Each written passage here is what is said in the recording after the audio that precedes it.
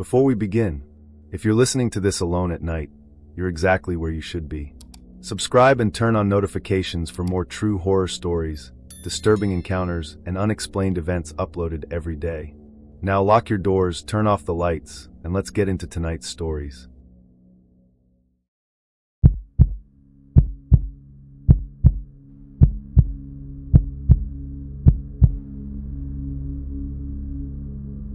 The last movie ended at 12:35 a.m. By 1 o'clock, every customer was supposed to be gone. The lobby lights dimmed. The ticket scanners shut down. The popcorn machines were cleaned. The front doors were locked. Then my real job began. I worked overnight maintenance at a 16-screen movie theater. Every night, I walked into every auditorium, row by row, seat by seat, checking for forgotten wallets, lost phones, spilled drinks. Occasionally, someone asleep in the back row. It happened more often than you'd think. For almost 2 years, every auditorium was exactly what you'd expect, except Auditorium 9. Every night, the seat count came up wrong. No matter how many people bought tickets, there was always one extra person inside. According to the cameras, that person never entered the theater, and they never left. This happened in late 2023. At the time, I worked the closing shift at a multiplex outside Columbus, Ohio. Friday and Saturday nights were chaos. Hundreds of customers, long concession lines, packed auditoriums. By midnight, the crowds disappeared almost as quickly as they arrived. Cleaning crews handled the lobby. Managers counted cash. My responsibility was the auditoriums. Each room followed the same routine. Lights on. Walk every aisle. Check beneath every seat. Inspect the emergency exits. Lock the doors. Move to the next theater. Simple. Auditorium 9 seated 186 people. The computerized ticket system tracked every admission, every show, every seat, every night. One Thursday, the usher radioed me. "The seat count's off." I asked what he meant. He sounded confused. "We sold 73 tickets." I counted 74 people. I assumed someone had slipped into the wrong movie. It happened occasionally. Reasonable explanation, at least initially. The manager checked every ticket stub. Every guest had a valid ticket. No duplicates. No missing scans. Nothing. The following evening, same thing. One extra person. Again, management blamed human error. So we tried something different. Every customer received a numbered wristband. As people entered, the usher counted aloud. 78 guests. Exactly. Halfway through the movie, another employee quietly counted from the back. 79. Nobody had entered. Nobody had left. My stomach tightened, because 2 employees had reached the same number independently. After closing, I cleaned Auditorium 9 myself. The room was empty, or so I thought. I reached row J, near the center of the theater. One seat remained folded down. Fresh popcorn sat in the cup holder, still warm. I looked around. No one. The emergency exits remained alarmed. The projection booth was locked. Nothing. The next night, I reviewed the security footage. The hallway camera showed every guest entering, every guest leaving. Exactly 73 people. No more. No less. Then I watched the auditorium camera, mounted high above the entrance. The infrared image clearly showed rows of occupied seats. I counted carefully. 74 heads. One of them appeared after the lights dimmed. Not through the door. Not from another aisle. One empty seat. Simply wasn't empty anymore. I paused the recording. Zoomed in. The figure sat perfectly still. Never reached for popcorn. Never moved. Never turned their head. The image quality wasn't good enough to distinguish a face. Only a dark silhouette. I showed the footage to Greg, the oldest projectionist. He stared for a long moment, then quietly asked, "Still Theater 9? I hadn't mentioned the auditorium number. Greg sighed. Years earlier, before the theater converted to digital projectors, an overnight projectionist reportedly suffered a fatal medical emergency inside Auditorium 9 after the final screening. The official story said he collapsed while inspecting the room. Most employees never heard about it. Management avoided discussing it. I dismissed the story, mostly. A week later, the theater upgraded its security system. New cameras, higher resolution, better infrared. Management expected the mystery to disappear. Instead, the new footage made everything worse. The silhouette became clearer. Not much, just enough to notice something unsettling. The figure always occupied a different seat, but never watched the screen. Instead, they faced the auditorium entrance, as though waiting for someone to walk in. One rainy Saturday, the final screening sold out. Every seat occupied. 186 guests. No empty seats. The manager smiled. "Let's see the extra guest now." Halfway through the film, an usher performed another head count. He returned pale. "There are 187. There wasn't a single empty seat left. Yet somehow, there was still one extra person. After the movie ended, customers filed into the hallway. The exit camera counted every person leaving. 186. Exactly the number of tickets sold. The extra guest never came out. Police searched the auditorium. Nothing. No hidden doors. No crawl spaces. No one asleep beneath the seats. Nothing. Months later, the theater closed temporarily for renovations. Every seat in Auditorium 9 was removed. New carpet installed. Fresh paint.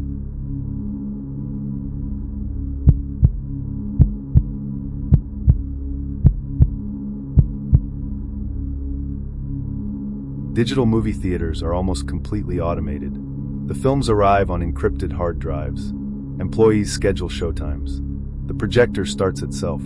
The lights dim. The movie plays. Nobody threads film through projectors anymore. Nobody stands in the booth changing reels. That's why what happened at my theater made absolutely no sense. Every Thursday, after the last scheduled movie ended, Projector 6 powered itself back on. A feature began playing. Full runtime. Full audio. No trailers. No studio logo. No title. The strangest part wasn't that another movie started. It was that nobody recognized it. Not the manager. Not the projection company. Not even the studio technicians who remotely monitored every projector in the building. According to them, the movie didn't exist. This happened in early 2024. I worked as the overnight operations manager at a 12-screen movie theater outside Portland, Oregon. Most customers assumed the building shut down after the last showing. It didn't. We cleaned every auditorium, balanced the registers, prepared concessions for the morning crew. The projectors also performed automatic maintenance after closing. Every machine connected to a central server. Everything was logged. Every action, every reboot, every movie. Nothing happened without a record. One Thursday, just after 1:40 a.m., Projector 6 started. No scheduled show. No staff input. No remote command. It simply turned on. I assumed the schedule had glitched. Reasonable enough. At least initially. I walked into Auditorium 6. The lights had already dimmed. The screen glowed. The movie had begun. There were no opening credits. No production logos. Just a slow shot moving through an empty movie theater lobby. Old carpet. Old ticket booth. Everything looked decades out of date. I frowned. The building on the screen looked strangely familiar. The lobby camera slowly turned toward the concession stand. I realized why. It was our theater. Not as it looked now. As it looked years earlier. Before the renovation. Before the new seats. Before the digital signs. My stomach tightened. I hurried back to the projection booth. The server displayed an unfamiliar file. No title. Only one line. Feature length unknown. Runtime. 2 hours, 3 minutes, and 17 seconds. I called the projection service hotline. The technician remotely connected to the server. He sounded confused. There isn't anything playing. I looked through the booth window. The movie continued. The technician insisted every projector was offline. When I returned to Auditorium 6, the screen had changed. The camera was now moving through empty hallways behind the auditoriums. Service corridors. Storage rooms. Employee-only areas. Places guests never saw. The footage looked too detailed to be fictional.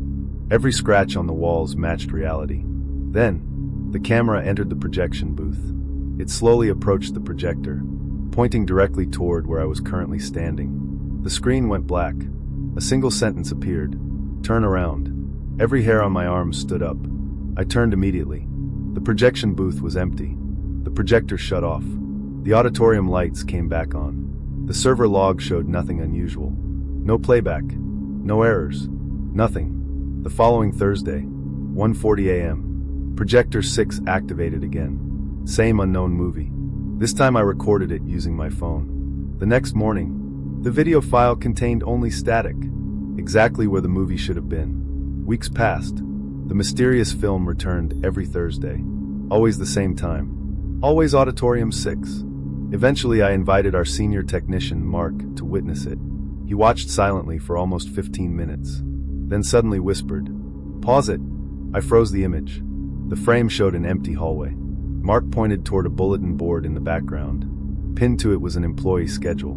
Our employee schedule. Not an old one. The current week's schedule, including our names. My blood immediately ran cold, because the footage supposedly showed the theater years before renovation. Yet it somehow displayed a schedule that hadn't existed until that week. Corporate technicians examined every server. No unauthorized media. No hidden files. No malware. Nothing. They replaced the projection system entirely. New servers. New storage. New software. Everything.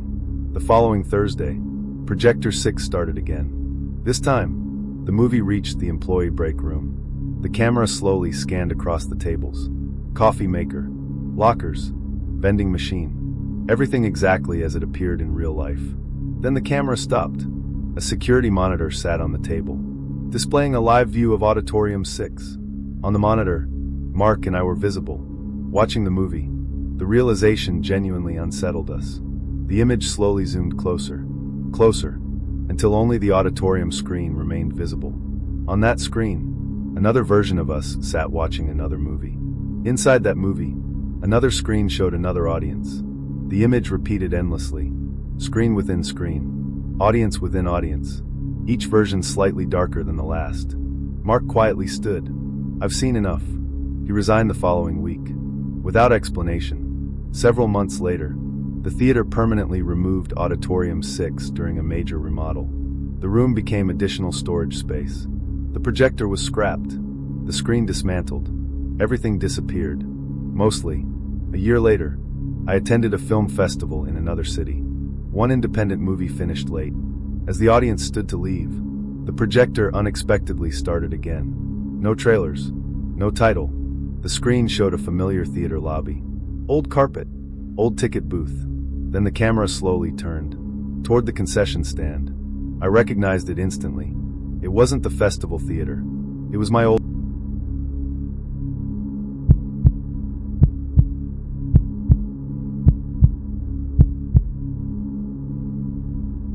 Once the box office closes, that's it. No more ticket sales. The registers are counted.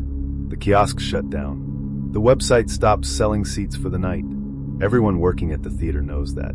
So when our nightly sales report started showing one final ticket purchase, after every employee had already clocked out, we assumed it was a software bug. It wasn't, because every ticket had a seat assignment. Every ticket had a timestamp. Every ticket had a payment confirmation. And every night, someone sat in that exact seat, watching a screen that never turned on. This happened in the summer of 2023. I worked as the closing manager at a 20-screen multiplex outside Phoenix, Arizona. Our theater stayed busy almost every day. By midnight, the final movies had already started. Around 2 a.m., the last guests usually left. Then came cleanup, concession inventory, cash reconciliation, security checks. Routine. Predictable. Every register automatically uploaded its sales report at 2:30 a.m. One Tuesday, I noticed something strange. The report listed one additional ticket.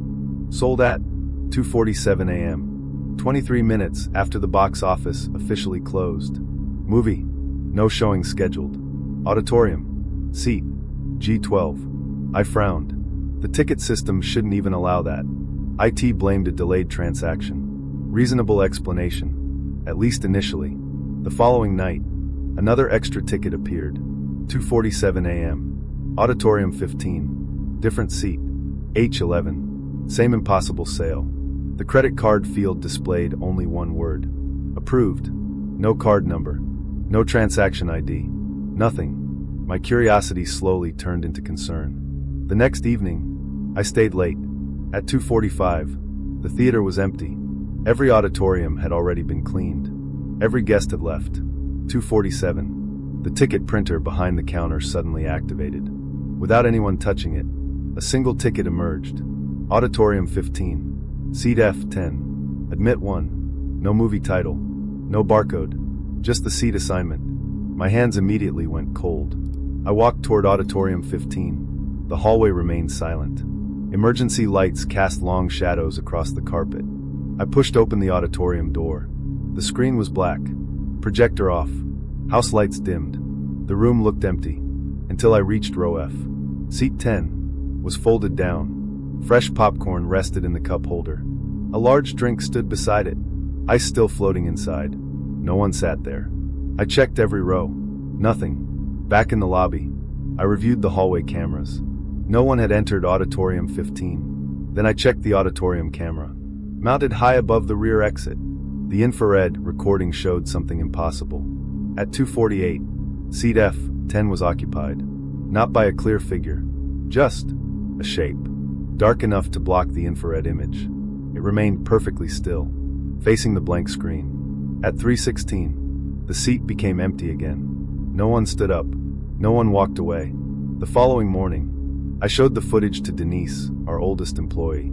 She became unusually quiet, then asked, "Still Auditorium 15? I hadn't mentioned the auditorium number. She sighed. Years earlier, before the theater expanded, Auditorium 15 had been the original premiere theater, the largest screen in the building. According to Denise, an elderly man bought a ticket to the final show almost every Friday for years. Always alone, always the same general area, middle rows, near the center. One evening, employees noticed he never came out after the movie ended. They searched the auditorium, found his jacket, found his popcorn, found his ticket stub. They never found him. Management quietly dismissed it as a misunderstanding. Eventually, everyone who remembered retired. Mostly, I tried ignoring the nightly ticket. It continued. Every night, 2:47. Always a different seat. Always inside Auditorium 15. Eventually I made a decision. Instead of checking the auditorium afterward, I waited inside before the ticket printed. At 2:40, I sat alone in row G. The projector remained off. The room stayed completely dark except for aisle lights. 2:47. Somewhere beyond the doors, I heard the ticket printer. Then, a soft creak. A seat folded down. Behind me, I turned immediately. Nothing. Silence returned. A few seconds later, another seat folded down. This time, 2 rows closer. My breathing became shallow. Then I smelled fresh popcorn. The unmistakable scent drifted through the empty auditorium. Another chair slowly lowered. Only 1 row behind me now. I stood, walked quickly toward the exit. Before opening the door, I glanced back. Every seat remained upright, except one. Row G, seat 12. It was occupied, not clearly enough to describe, only enough to know. Someone was sitting there, watching me. I left immediately. The next morning, corporate reviewed every camera, lobby, hallways, projection booth, everything. The auditorium camera showed me entering alone, standing, looking around, then suddenly walking backward toward the exit. The footage never showed anyone else. Yet one detail bothered the investigators. The seat directly behind me, compressed downward, exactly as though someone weighing over 150 pounds had been sitting there. Months later, the theater underwent a complete renovation. Auditorium 15 received luxury recliners, new carpeting, a larger screen. Every original seat was removed. During demolition, workers lifted the old flooring beneath row G. Hidden underneath, they discovered a faded ticket stub, protected between 2 layers of concrete. Almost impossible to read. Movie, unreadable. Date, unreadable. Seat, G12. Exactly. No one could explain how a paper ticket had ended up beneath a floor that hadn't been replaced since the theater was built. I eventually left the movie theater business. Different career, different schedule. Almost a year later, I visited another theater while traveling. The movie ended just after midnight.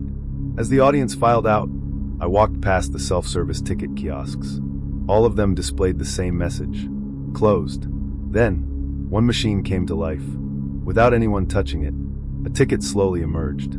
I picked it up. No movie title. No theater name. Just one seat assignment. G12. I left the ticket on the machine. I didn't look back. Because sometimes, the last show of the night isn't the one everyone came to see.